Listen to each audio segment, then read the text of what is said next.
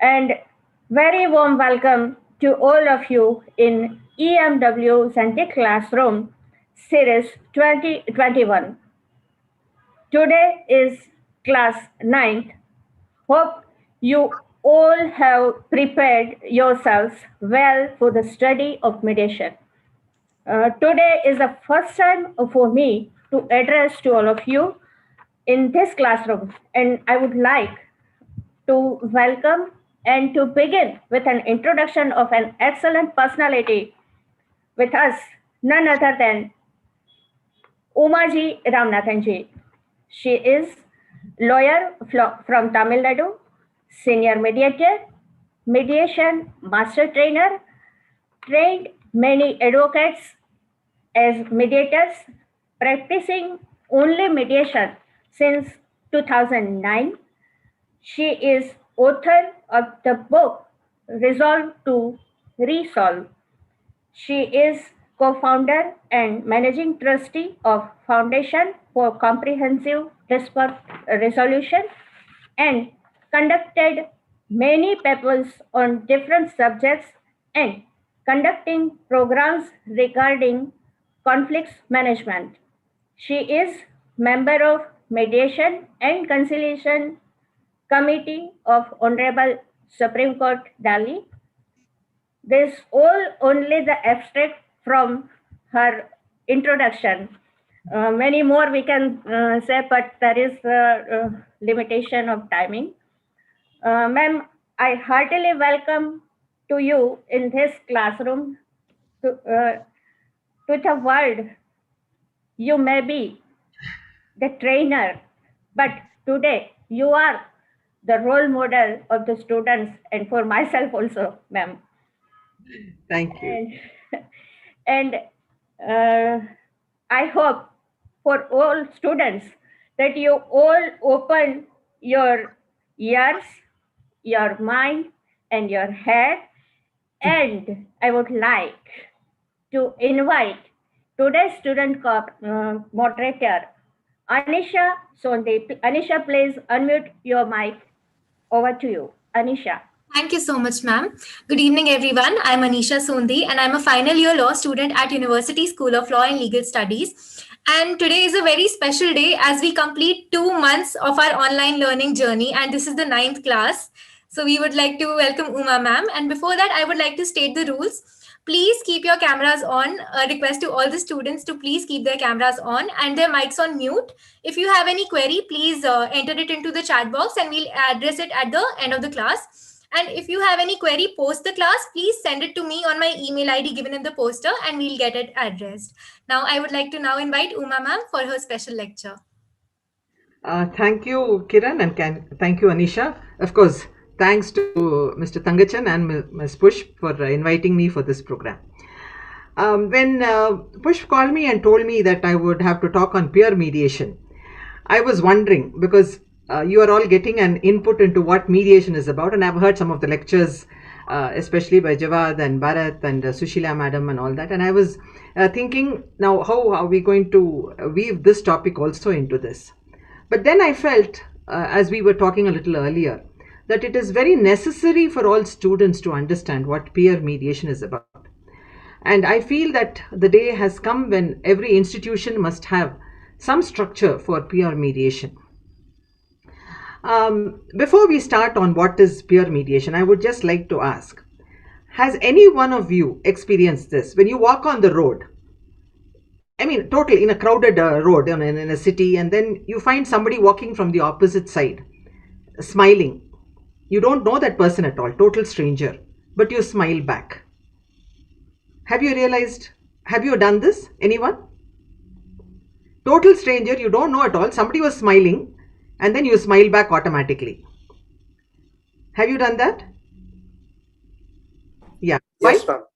Why? You don't know that person at all, but why did you smile? Anyone? Reciprocity. Reciprocity, okay. Why reciprocity? That's a good one, but why reciprocity? Ma'am, because the other person has been kind enough to smile at the first instance. But you don't know that. So it doesn't matter if you don't smile. Ma'am, but that person also doesn't know me, so he has smiled first, so I should. No. Have you heard of the story, when you're young, where the monkey is supposed to have taken away the cap and this man tries to get it and then it's on the top of the tree and he tries all sorts of things and finally he throws the thing down and the monkey throws it down. It's as simple as that. It's called as mirror neurons. In the brain, there is something called a mirror neuron. Automatically, you tend to reflect what is happening. So if somebody is angry, I'm sure all of you with your siblings, you wanted that particular pen, you wanted that room, you wanted the book, and you fight with them. So what happens? You don't talk at all. So the first thing that, the damage caused is to communication, or words are used in such a way that you hurt each other, right? I remember that I had gone to Shastra University in Tamil Nadu, where we were doing a course on conflict management. And the students immediately came up with this, we have to handle this conflict. So I said, what? So I said, the warden doesn't allow us to go out after 6. So how do we handle it? So we made the students sit around and talk. One group as the warden and one group as the students. And in a way, it was peer mediation. The same thing will happen at every stage in your life. I mean, you want to go for students together decide to go for some spot over a weekend. And then some of them want to go by car, some of them want to catch a plane if it is far away, or some of them want to go by train. So each one has a difference of opinion. So what happens? You're not able to come together to decide, and because of which there could be some this is a simple thing, but if it had serious consequences, if it had some value for you, then there is a lot of discordance. And handling discordance is what is peer mediation is about. So when we've been talking about peer, what do you understand by the word peer? P-E-E-R, not P. Equality, maybe. Equality, madam. Peer equality, okay, in a way. Then what do you do when you stand on the balcony and look at something down below? What do you do? You peer, okay? So that is, you search for something. So peer generally means to look into, to search, or something of equal standing. That is why peer is used here. If you have somebody on your own level, a student or a senior, somebody there who will be able to understand your problem, then that helps to reach out to that person or to open up to that person. So that is why this is called as peer mediation. Now, what do you understand by the word peer group? Again, it's an extension. It's approximately the same age, status, interests, something, people of similar, ideas. So peer group is something where you are able to connect because there is some commonality between everyone. Only then you will be able to understand what is the idea that, what is the problem that is there and how can you raise ideas to handle that particular problem. Now, what is peer influence then? Means, anybody, what is peer influence? Ma'am, it's when the actions of somebody near us Yes, but affect us. a little more, can you explain? Essentially, that if I see somebody doing something, somebody who's my age, my status, suppose in my college or my school, and I would tend to do something like that because I would be influenced by that. Yeah, but why are you influenced? You said something like that. You said yes, ma'am. Influenced because what they do. But why? What is the reason influenced? Ma'am, to fit in the group, to fit in the group and To fit in the group once. That is next. We will talk about that next. But how is that person able to influence you? we look up to them. Any movie star or anything. Why do people follow the same dressing style or do some actions? If that person is doing some martial arts, you want to do martial arts and all that. So why do you do that? That's peer influence. Because they have something of value, something which you think has value for you. So that is why peer influence is when there is some idea that is that you find in that person or for which you have some value, and they had that because of which that influences you. The next thing is peer acceptance. What is peer acceptance? You had said that earlier. When you want to be accepted, you want a social acceptance. Sometimes, most often it is because of friendships, because of relationships. you value that.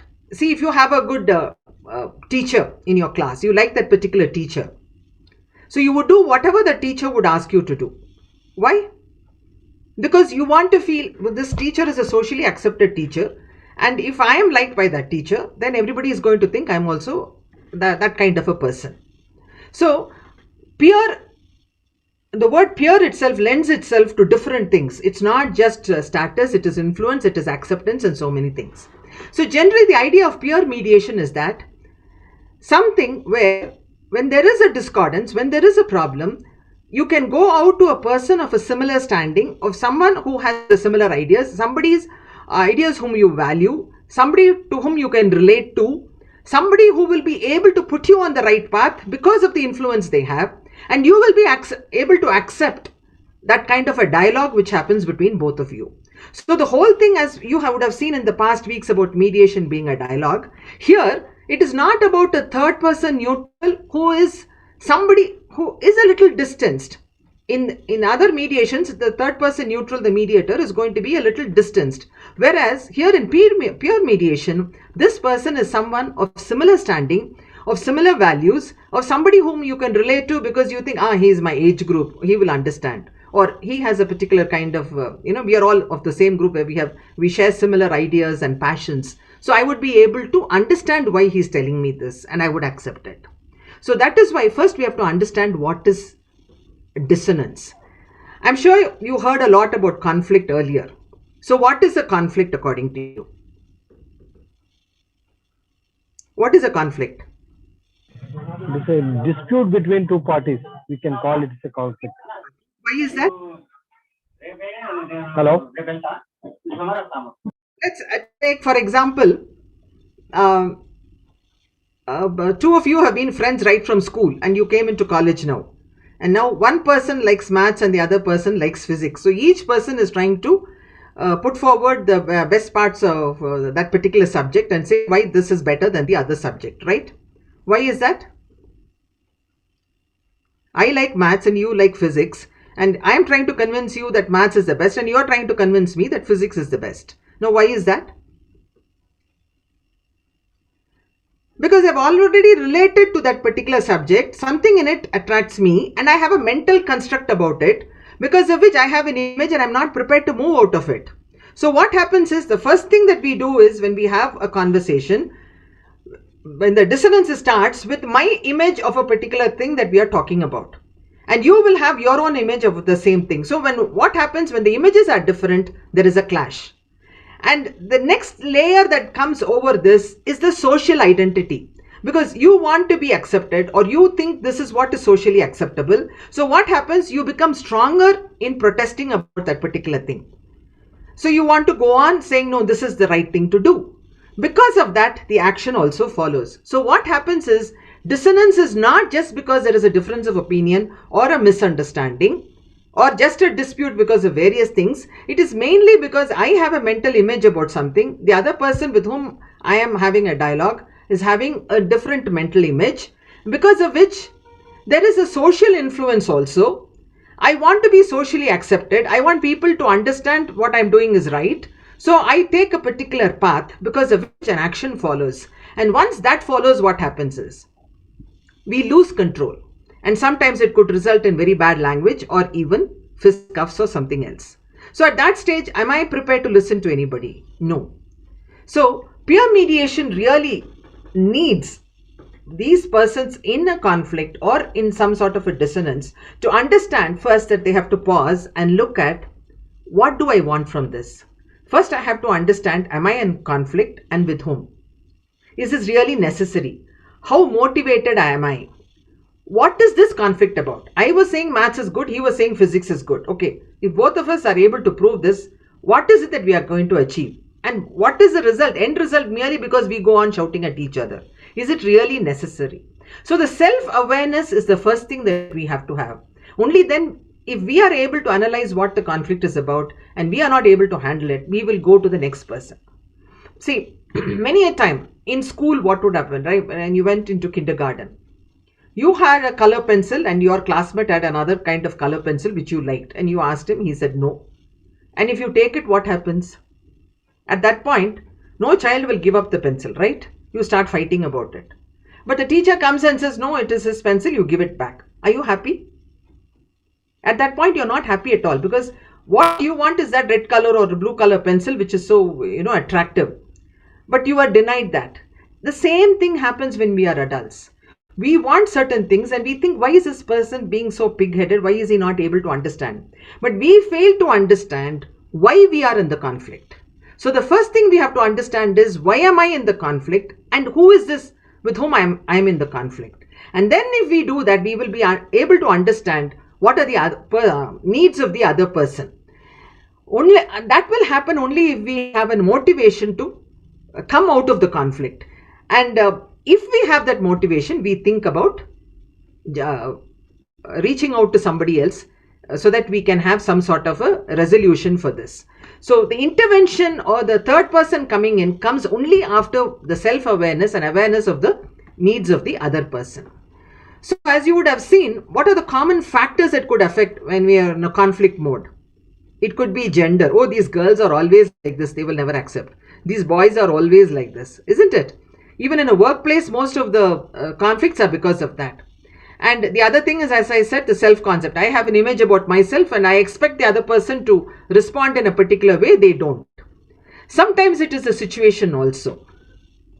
It could be because you're in a hurry. Let's say you're in a hurry. College bus is going to start. You're late. You come in and there's just one seat there and you have a huge bag of books and you want to sit down there. But before that, somebody sits. And you ask that person to get up saying that I'm not able to stand, I want to sit, but he doesn't give in. So what happens? Are you happy? What will be the way you handle that situation? You are carrying a heavy load of books. You are not able to balance. You just ran into the bus, you are breathing heavily. But the other person doesn't have any problem, thin and no weight at all in his hands, chooses to sit in the seat that was there and refuses to get up. Now, how would you handle that situation? The situation would be upsetting. But It would be an upsetting situation. it would be an upsetting situation. So because of that, would you be able to think rationally? All this analytic thinking, logical thinking and all will go out of the room. Yes, ma'am. So sometimes it would be expectations. My teacher has to be like this. My friend has to be. So we put them all into a frame. We always have frames for every situation or for every person. And so that could also be a reason for the conflict. And the other reason could be, as we were talking about, communication and experience. So what happens is, somewhere we fail to understand what is the power structure in all this. Even if you want to negotiate and get out of this conflict, you need to understand the power structure. Without understanding that, you will not be able to move forward. And as I said, not only self-awareness and awareness of the other person, the most important thing that you have to have is the willingness to change. Are you ready to change? Are you ready to say sorry? Are you ready to accept that, yeah, in this situation, this is all that can happen. Now, can I find out some other way to handle this? And then really working on it. If I'm not going to work on it, I may try to talk to this person, but if I just give up saying, because you've seen the conflict modes, what happens if you accommodate? It may be a temporary solution, but in the long run, it will not help you at all. Isn't it? So, and if you compete, what happens? Again, it is not going to be a good solution. So, where you have to be cooperative, where you have to collaborate, to be collaborative, you have to understand. And when we are talking about this and about this intervention, so okay, we are going to somebody who will help us to handle the situation. I am not able to talk with you. We are at the crossroads. So it is better for me to find this third person whom both of us have some sort of a respect for. And so we feel that he would be neutral and we'll go to this person. But sometimes, this peer pressure, earlier she was saying that it's because of something that they, the peer acceptance. I would do whatever this person is saying. So again, this peer pressure could be positive or negative. We have role models, right? Ms. Kiran was earlier referring to me as a role model, but unfortunately, this role model comes with a lot of pressure. And I would say, see, a role model is somebody who would be accessible, who would help you to confide, who will help you to resolve. You can share information with that person. Those will be the positive sides. But What if it is a negative kind of a peer pressure?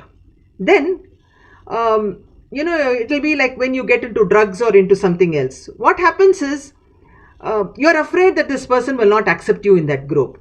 You're afraid that, or there may be blackmailing also. If you don't take this, what will happen? See, unfortunately, I heard from a psychologist in Chennai who works with a lot of children, and she said in boarding school, a lot of younger children, for their homework, the elder students who are in the dorm, they help them because they are not able to handle their homework, and the older students help them, and in return they ask for sexual favors, and that became a big problem to handle in that particular institution. This is not just in one particular school, it can happen anywhere, and it's not just about sexual favors, and I think it's about various other things, getting into drugs or getting into other activities merely because you are blackmailed to do it, or because of social proof, or because either because this person is a role model and you think what he's doing is right, or even because you feel that you'll be rejected, and also because you need the drugs or something else from them which would give you satisfaction that you belong to that peer group, and because of which this peer pressure could work. So we have to understand, even in peer mediation, if this is there, how this is affecting us.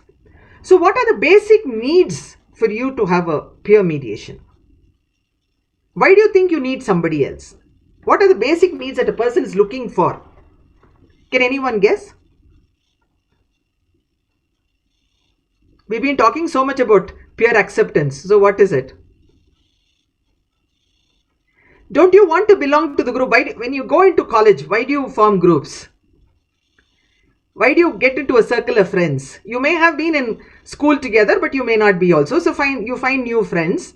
And especially Anisha, I think because she's in the final year, she'll be able to say how she found groups initially, and then maybe later she found different groups, different set of friends. It changes as you move on in life, right, Anisha? So Yes, why? ma'am, because later on in life you find out the people you relate to. Like in first year, you make friends with people who sit around you. But in second year, third year, you realize who is more like you. So you change your groups. Sort of start finding out commonalities. So the need to belong is always there. See, these needs have to be addressed. Now, why is a person in trouble? Why is a person in a dispute? Why is a person expecting something? Yeah, the first thing would be they need love. They need belonging. They need to feel that they are part of that. That's why there's a peer group. I need to be accepted and I need to be recognized. I cannot be just a wall there. I must be somebody whom people will think can add value, or I am there because I bring some sort of a connection to somebody. I can share a joke. I can cry on that person's shoulder. There are so many things. So the sense of belonging leads to safety and security. So that is a very basic need. We've already spoken about identity and recognition. So what happens is this personal fulfillment, if it is not there, you want fun. In a peer group, you definitely want fun and you want freedom. That cannot be denied. But over and above that, you want yourself to be recognized. You want that identity. And if they say, I belong to this group, fourth dramatics group, or fourth year this group, where they are doing a debating team, that means you already feel that you're 1 foot above the floor. You're standing somewhere in midair. So that sense of basic need fulfillment, everyone will have in some form or the other. So when there is a discordance, what this peer mediation will have to address is one or the other of the safety needs which has had a hit, because of which this discordance has arisen. So they have to look at that. And what are the factors then that can go into making a peer mediation? It could be, as we have said, friendships. How important are friendships? Tell me, because all of you have been in college now together. So how important are friendships?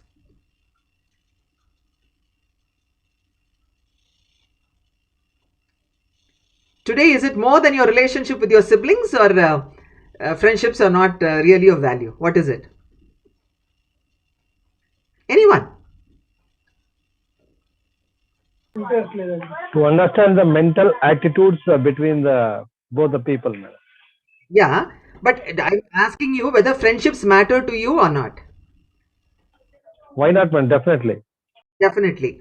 So when there is a friendship between two persons and for some reason the other person has not accepted a particular idea, even to go for a movie or to watch something or to drink something or to eat something, and there is some sort of a, because he is getting attracted to some other group or something, and so you have a conflict between both of you about where to go, when, what sort of a situation. So what happens is, in that kind of friendship issues, sometimes the trust factor could also be there, because of which you feel, even when you're studying the same thing, group studying or something, so this friendship will matter a lot, and because of that there could be issues that could arise which you cannot handle on your own. So that can be handled in peer mediation. Sometimes even verbal harassments, the way, because out of this conflict comes the verbiage that comes out of it, because of which the words that they use, the tone in which it was said, or the language, in some language the words may have a different connotation. In some communities, people tend to look at certain words in a particular way. So all this could also, especially when you just come into college, the use of some words could cause some sort of a dissonance. Sometimes it is even physical aggression. You just push someone when you're rushing up the stairs and they fall down, and they can take it up, and that could be a cause for going for peer mediation. The most common thing, of course, is bullying. I'm sure one of you must have had some experience of bullying. What do you think of bullying? Why does it happen? Anyone? Ma'am, I haven't personally experienced it, but I feel it comes from a place where somebody wants to exert dominance over the other person. Okay, why does he want to extend prominence? Dominance, ma'am. Dominance, why does he want to extend dominance? I'm not entirely sure because I haven't done it or experienced it. See, someone said something very nice. He said, "You're angry. Why are you angry?" Ma'am, probably because of an insecurity or a shortcoming that you have. And probably that's why you're trying to exclude that insecurity on some other person so that you feel superior in yourself. Mostly. See, somebody said very nicely about anger, said, you are angry because you are unable to handle the situation. You know that you are inept, you can't handle the situation. So you try to throw it on the other person. And bullying is something like that. It's an extension of that. When this person is there is some deficiency in their self-esteem, or how they think about the whole thing, or they feel that they have not been, really looked at even, or appreciated. So they want to show their power, and as we discussed this power factor earlier, that could be the reason why they try to bully, and some sort of a physical aggression or shouting or cowing down the other person gives them some sort of a high. But again, that's not permanent. It's just a short-term goal that they achieve. So what is it that can put the whole thing to an end is where you go to a peer mediator, where somebody is able to talk to both of them and find out what has happened, and then explain to both of them, and then some sort of an understanding comes out. I can't say it will happen in all cases, but then if, as I said, if that person is motivated, and if you find that, if you're able to understand what is happening and you're not happy with it and you want to change the situation, then you go for peer mediation, where this can be handled. There are extreme cases of criminal acts also. Today, throwing acid and stabbing and all that has become very common in the student community, unfortunately. And that is again another, the reason I would say is again because of deficiency in, the sense of belonging or identity, because of which you feel that you have to show your power. So again, if some sort of a behavior is seen earlier itself, when there is too much of a pressure coming from that person to act in a particular way, and a dialogue is possible at that time, a lot of these activities can be handled at that point. So peer mediation actually helps you. How does it help then? Because we've in such situations we said it will help. So how will it help?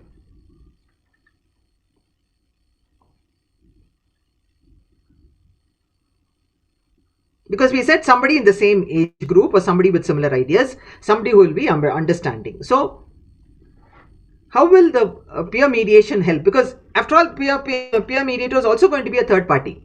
Now how will this person be able to help you? The first thing is, when both the parties are talking from their point of view, what happens is this person who is on the same age group, who will understand the standards of, the social acceptance there, then this person will understand whether this relationship is important and why this discordance has arisen. So he or she will try to stress more on the need for the relationship, for the investment in the relationship, for the need to find out whether this relationship really matters and what sort of need is there and what is the awareness of the problem, and what will be and to point out to them what will be the consequence. So every cause has a consequence. Whatever you do, there will be a consequence. It's like throwing a ball on the wall. What happens? The ball comes back with the same force. So when the peer mediator may be able to tell them that, see, once you're going to react like this, once this sort of a language is being used, then you're only going to have an angry repartee. But instead of that, shall we set goals for this? So that is why what they say is immediately find out what is the goal of this person in a conflict, in any conflict, but in peer mediation more. What they say is first find out what are the goals of this person, and then the peer mediator will be able to the next find out what is the situation in which they have come into some sort of a discordance, and then find out what was the obstacle for them to reach out to the other person. See, unless you understand why their thinking is like that or why their positioning is like that, you will not be able to get them to change from that position. So first is their goals, second is the reality or the situation, third is the obstacles that is preventing them from look at the other side, and then making them objective, saying, look, from this point I look at it like this. Do you think you have other options to handle this? Can you think of other options? And then when they think at other options, they think about the workability of those options. But through all this, what is the factor that is going behind, that's running as a thread behind all this? It is the concept of the self. So first you have to build up the self-esteem of the person. First you have to get them to recognize the self-awareness. Only if they are aware of the situation, only if they are aware of what is happening in the situation, only if they are aware of the consequences of the situation, they will be able to think of change. Then discipline. Next comes the self-discipline. And once self-discipline comes, the peer mediator will be able to totally, structure them into a way where the self-esteem is built up. And once the self-esteem is built up, they will be able to handle the situation. Now, having said all this about conflict and how a peer mediator can act, what is mediation now? You've been hearing about mediation all these weeks. Now, can anyone tell me what is mediation? It's a negotiation or bargaining between the parties, madam. One in a concept of disputes clearing. It's a negotiation and also bargaining system in between the parties. If it is negotiation and bargaining, any two people can do, no? What is mediation then? Third party negotiation. Okay, third party is there then? Ma'am, mediation is the process wherein two parties discuss their issues through the help of a third neutral party. Okay, and? The mediator should understand the conflict of the two parties, and he can bargain each other and clear the resolution of that task, madam. Okay, all that happens during mediation. But what is the concept of mediation? Why? I mean, you can have any, okay, let's take this. What is conflict resolution? See, we understood what is conflict. And if you want to dissolve a conflict, that's conflict resolution. What happens in conflict resolution as opposed to what happens in mediation? Now, in a conflict, I'll put this like this. In a conflict, what happens? When two persons are in conflict, what does each person say? I want this. The other person also says, I want this, right? Both want satisfaction of their wants. So, in conflict, what happens is, they may be able to understand what are the interests behind this particular conversation that is going on, and they may be able to address it. If they address it, there is a conflict resolution. Okay, so what happened when China came into Ladakh and occupied near Pangong Lake? What was the interest? Both of them, India and China, had to protect their territory, right? So when the dialogue between both the countries happened, what were they trying to do?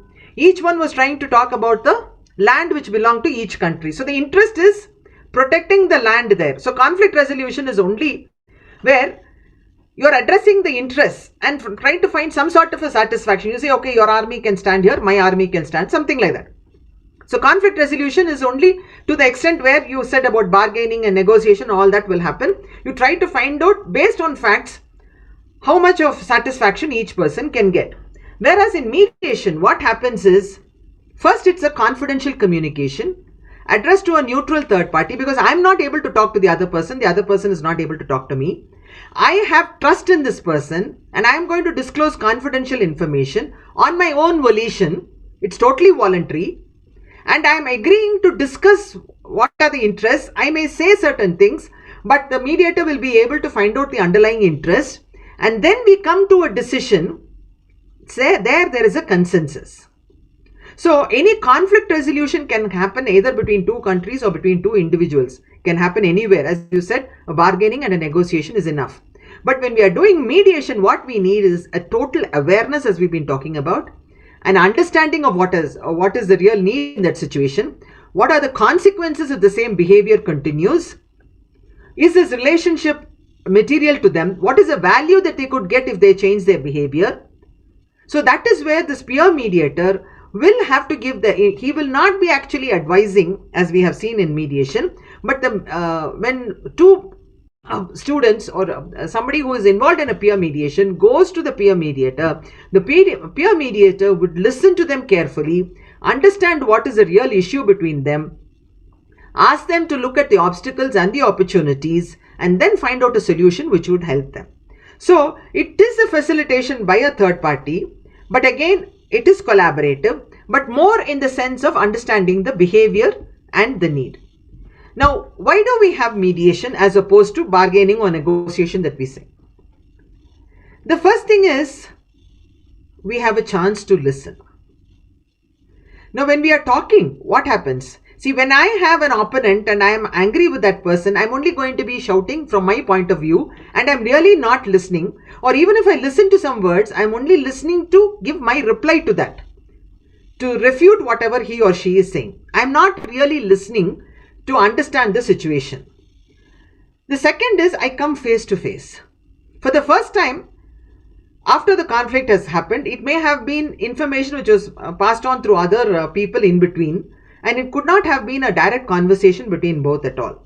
So one is I get a chance to hear, the other is I get a chance to see the person face to face. And if it's a friendship that matters to me, if it's a relationship that matters to me, I'm going to go the extra mile to see that this is mended.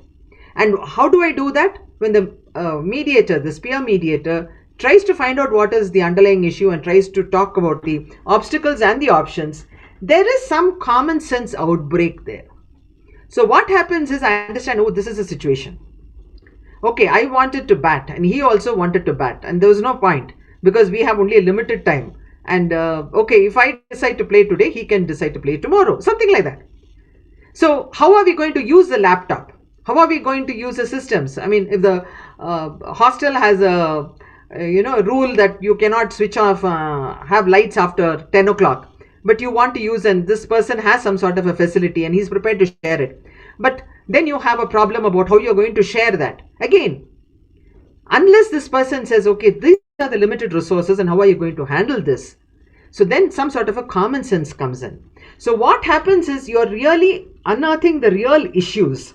It's not just being one up, which started, I mean, the initial conversation being one up. But then what happened was, it was trying to find out what was the real issues. And unearthing the real issues happens only when you consent to have this dialogue. If you don't consent, you are not going to have it at all. So that is why in mediation, it is very necessary for you to understand that the basic principles are, one is neutrality. The peer mediator has to be totally neutral. He may be from your peer group. He may be your best friend. But once this person is identified as the peer mediator, this person has to be totally neutral, has to listen with both ears, has to be able to understand the nuances of the conversation, has to be able to rephrase it and put it in a positive framework so that persons understand what is happening and the nature of the consequences that could follow. So neutrality is important, confidentiality is important, consent is important. The most important thing above all this is self-determination. Why is self-determination important? Because unless I agree to do something, I will not do it. How many of you have experienced your parents asking you to do something and you say, I'll do it, Papa, I'll do it. Have you done it if you don't like it? Have you done it? No, ma'am. Parents have asked you to do it? Anyone? You don't want to be caught on camera here. So unless we really like to do it, we will not do it. So self-determination is just that. After all this dialogue, you come to an understanding of what you would prefer to do, which you think is acceptable, which is workable for both of you, which will satisfy all your interests. Now, there's Herbert Simon, who got a Nobel Prize. In his Nobel Prize acceptance speech, he says, he uses the word satisficing, which is a very peculiar word. He says, ultimately, when people are at loggerheads and they have a problem and they try to talk it out, and in a situation where you want to make sense out of the whole thing and you come out, they are looking only at something which is good enough, and that is what he calls as satisficing. So you must give the parties the opportunity to find this satisfying platform. If you don't give them that platform, they will not be able to do it. So in mediation, what you have to remember is, first, they have to consent to come for a dialogue. Without that consent, the peer mediator will not be able to do anything.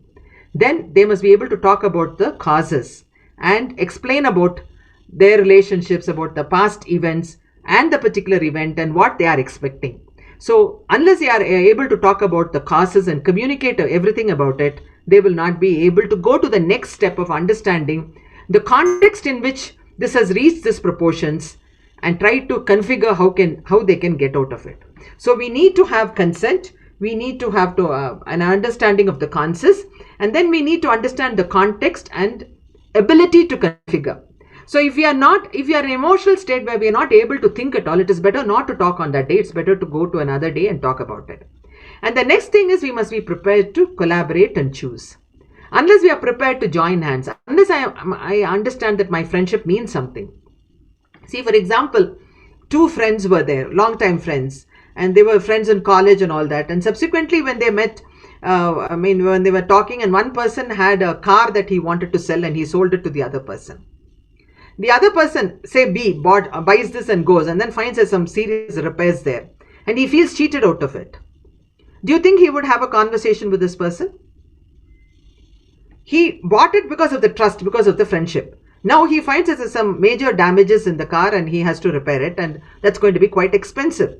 Maybe because it was a BMW, he got attracted, he bought it, but he finds it's not that good a BMW. Okay, so what do we do?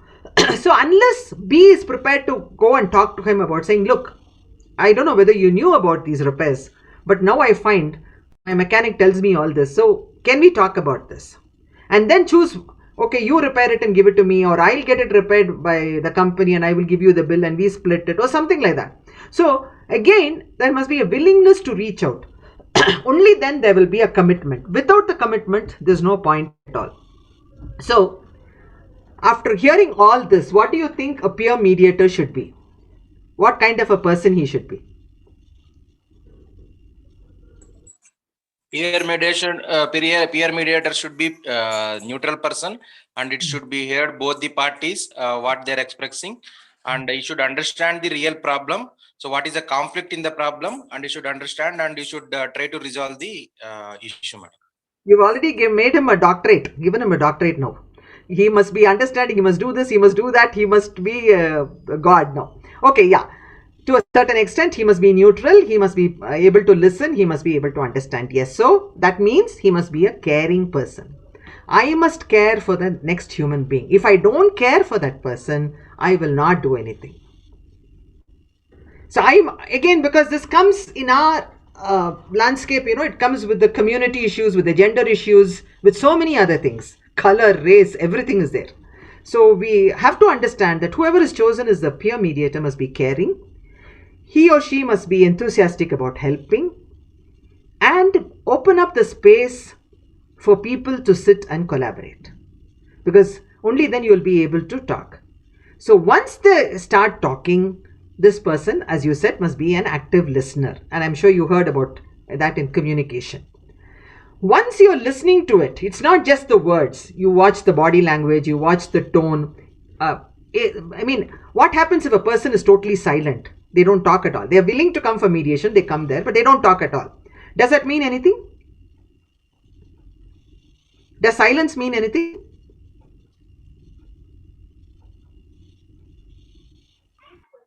No, madam. No. It's a silence means he is listening very carefully. So it's interesting and listening attitude. Yeah, that is there, but does silence mean Ma'am, anything? it could also mean hesitance. Hesitance. So we have to understand why that person is silent, right?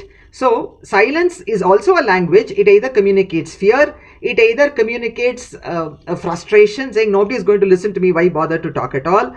Or silence could also say, I am so great, who am I to talk in front of this person? The way they sit will communicate why they are silent. So all that has to be noted. So you have to understand, that person must be able to understand not only the language there, but understand the feelings and the emotions behind that language. Must be very patient and approachable. So these do's have to be there in a peer mediator. Now what should the peer mediator not do? First we said neutrality, right? So what is the opposite of that? Bias. So the peer mediator should not take sides, should not start judging and blaming the person. See, the first thing in conflict is blame and shame. This is a vast subject, especially with respect to workplace conflicts. I know you're always late. You will never do this project on time. That's all. This person will never be able to work after that. How many of us have heard it from our teachers or from our, elders at home? Then you don't feel like doing it at all. So this blame or judging should not be there. You should not even physically constrain. What happens if somebody is very agitated and they are trying to move their arms, and if the peer mediator goes and catches them physically, then that's the end, because he will start hitting the mediator then. So we have to understand that the peer mediator must be somebody who must be very patient, but it cannot be, if he does not have the ability to sit and listen, then he should not be a peer mediator, and he should not force any decision on anyone. So what is, I'm sure you heard about what is effective communication and all that, but what I want to tell you is there are two things. One is, there is something called the GROW model of communication, where they say, as I have referred to earlier, looking at the goals of the person, looking at the reality, looking at options, and looking at what is the willingness of the person to get out of it. Now today, though mediation has been followed from the West and we have developed a total structure, our Arthashastra talks about it in a different way. Actually, somebody had referred to it when Rama went to Sri Lanka and he was standing on the Indian shore and asking the ocean to part and give way. So the question was, why did Rama have to beg? After all, he was God. He could have easily made the ocean split and then walked across. Now, why did he have to do that? So they said, and they refer to this in what Arthashastra, he says, Samadhana Bheda Danda. I'm sure all of you have heard that. So they say that the first thing in a conflict is, if it is between siblings, if it is between siblings or relationships which matter, then you try to settle it. You try to give in. So that is Sama. Dana is between neighbors. When there's a dispute is between neighbors, for the sake of coexistence, like even in a hostel when you're together, you're sharing the same room, and you have difficulty in one person trying to stay up late and studying, the other person preferring to get up early and studying, and you don't want to switch on lights or switch off lights. So many things can happen. So in that kind of a thing, now what do you do? So there is some sort of a bargain. Somebody giving in something. So that is called as dana. So sama dana. Beda is where there is like your lecturer and yourself. You can't go and question the rules of the institution. You can't say why they say the classes are at this time, or why you have to submit a project at this time. There is a difference. In a workplace, again, you have to listen to your manager. So there is some sort of a hierarchy, there's sort of a power structure. Because of this, there could be a conflict, and how you address it is in a different way. The last one is danda, which is violence. If now all of this doesn't work, then you go to the danda, which again is mostly between countries, as you fight against Pakistan or something else. Violence is resorted to only as the last thing. So you have to understand that you have to go step by step. And in this, the analysis is first to understand what they call as the SWOT analysis. You have to find out what are the strengths. what are the opportunities there? What are the threats? Why is this person feeling like this? Why is this person hostile? What are the opportunities? And if you're able to have a confidential conversation, if you're able to address the interests, what are the options that you have, and what are the what kind of evaluation you can do to choose the best option for yourself. And then also, if you feel that you're giving in, if you're accommodating or you're avoiding, then what is the weakness because of which you're doing it? You may give up for certain reasons. You don't like to do a particular thing, but your parents are asking you to do it. Because of your affection for your parents, you may do it. Because of your relationship with your friend, you may do a certain thing even though you don't like it. Like even copying in an exam for that matter. But then that analysis must be where you understand what are the strengths, what are the weaknesses, what are the threats, what are the opportunities. And this peer mediator must be able to do this basic grow and SWOT analysis. Only then it could be a good peer mediation. Now, I've just spoken about what is peer mediation and what peer mediator is supposed to do. How a peer mediation setup can happen in an institution is a totally different topic. I have slides for that, for all of this, which I will be sharing with Pushp, and Pushp can share it with all of you. I don't want to go into it because that would go into the institution part of it and how it is administered. But that also needs a setup, collaboration of the institution, the students, the parents, and whoever else is involved with the well-being of the students. So I've just given you a basic idea about what peer mediation is, what a peer mediator would have to do, and how this could help in the overall management of whatever problems. I wouldn't say disputes, I would say just a discordance, because you're not agreeing with each other. You have difference of opinion, because of which emotionally you're upset, emotionally you're hurt, somewhere you feel that you have not been understood, and that needs to be addressed. And so a peer mediator would be a person who is patient, who is willing to listen, would be able to help. And that kind of discordance, once it is, because for example, I will tell you, there was a student in IIT Madras here, who are all his life been asked to go. IIT was his goal in life, and his parents had pushed him, and he had come right through. And on the last day of his classes after final year, I think he got his job offer also by then. He didn't know what to do with his life. And so he was wrecking the life of the other students in the hostel, and they couldn't handle it at all. And so they approached a student counselor who was able to help them, to tell him, so look, he's afraid to stay alone. He just had this goal in life, and now that he's reached it, and I think he got a job in Lehman Brothers at that time, which is the highest offer that you could get. So they said, now, everything that he had to look forward to is achieved. Now he doesn't know what to do with his life, and that's why he's disrupting other people. So why don't you sit and tell him that you are there? You could take him out for a chai or a samosa, but then you have to go back to do whatever you want to do. And then that was resolved by like that. So most of the, what we think are disruptions or major problems are because they feel that they are not heard, they are not seen. I think we have to learn to see and hear people. And once we do that, and with the help of peer mediation, a lot of problems can be solved in institutions. Thank you. And any questions you have, I'll be pleased to answer that. Thank you so much, ma'am, for explaining this powerful concept of peer mediation to us. It will empower all our students to resolve the disputes amongst ourselves. So the floor is open to questions. Do we have any questions? Please mention it in the chat box.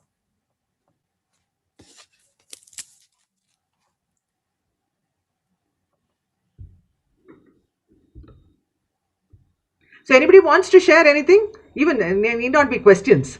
Any personal experience of bullying or something? Or something they have been upset about also?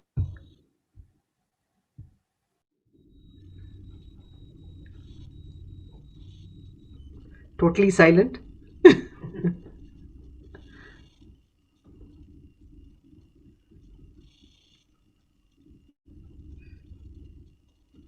So, okay, you've been doing classes so far, no? How what kind of listening techniques have to be used, do you think?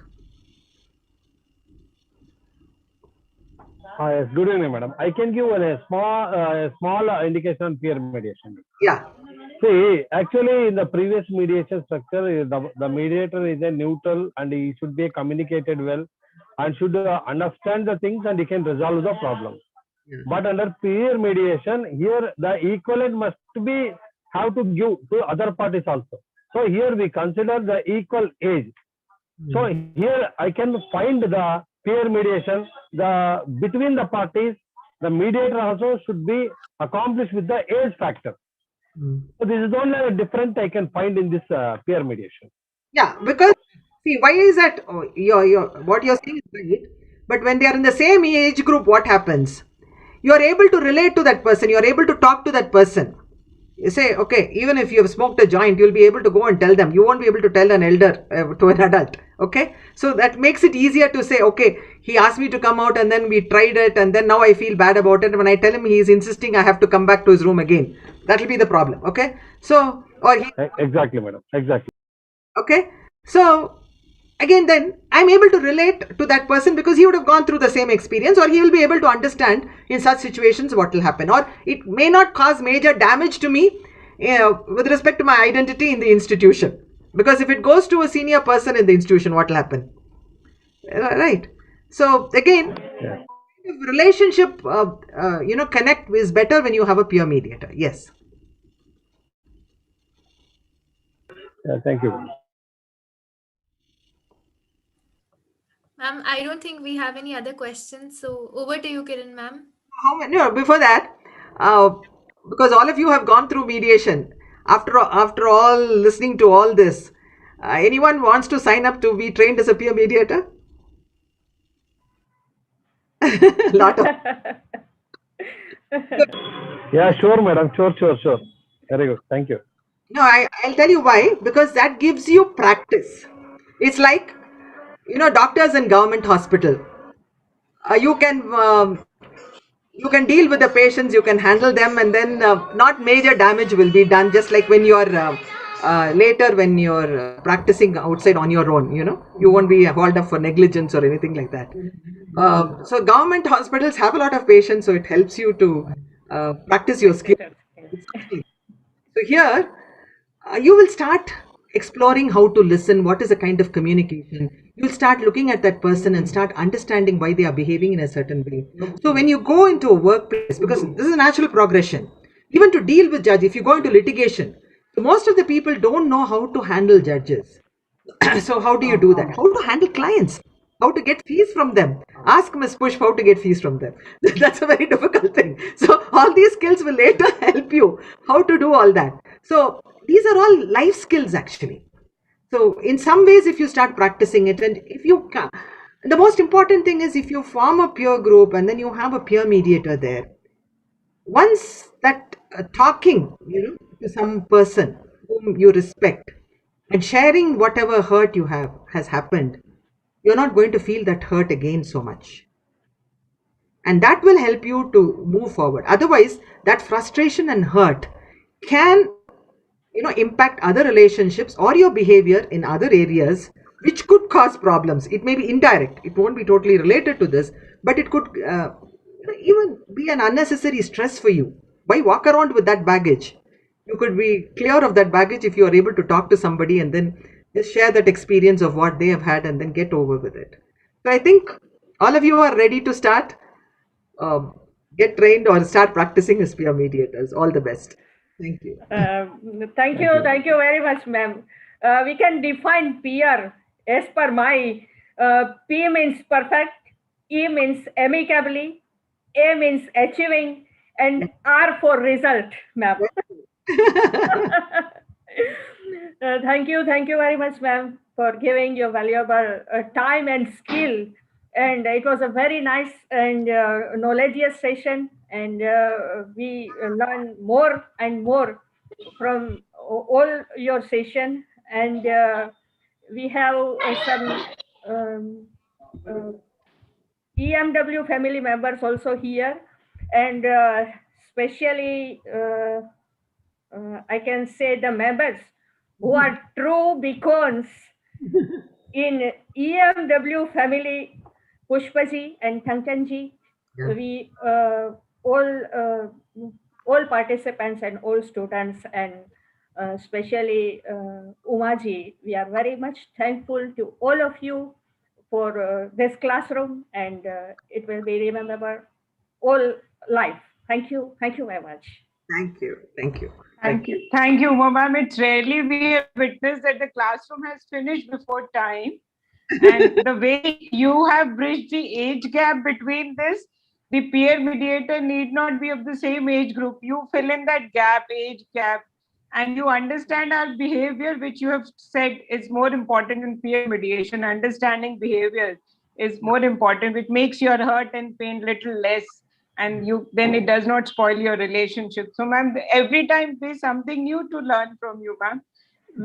We are your permanent students. You and Sushila ma'am, we are all your permanent students. So with this student, I think you will not be able to have this kind of a platform sharing, even if when you have your classrooms physically in your law colleges by your law faculty. So this is a rare occasion, and thank you, Uma ma'am. Thank you so much. It was wonderful session. Yet again. Thank you. You know that we are always there for students, and any students want anything, we all of us are there, because unless the students learn what this concept is about and they are able to internalize this, it's not going to move forward as a profession. And is to understand what mediation is about. And I'm happy to doing this push, because without Ramanathan and you, I'm sure this would this whole series at all. And it's good that the students are getting the benefit of it. Thank you. Thank you so much, ma'am. We'll share that PPT with students which you have shared with us. We'll post that on group. And in case, as Anisha has rightly said in the beginning, that still if you have any queries, concern of joining peer mediation, Uma ma'am is already there for everyone. So you're most welcome to join Uma ma'am and can raise query to ma'am and your concern. We are there. We are there as family. We are there.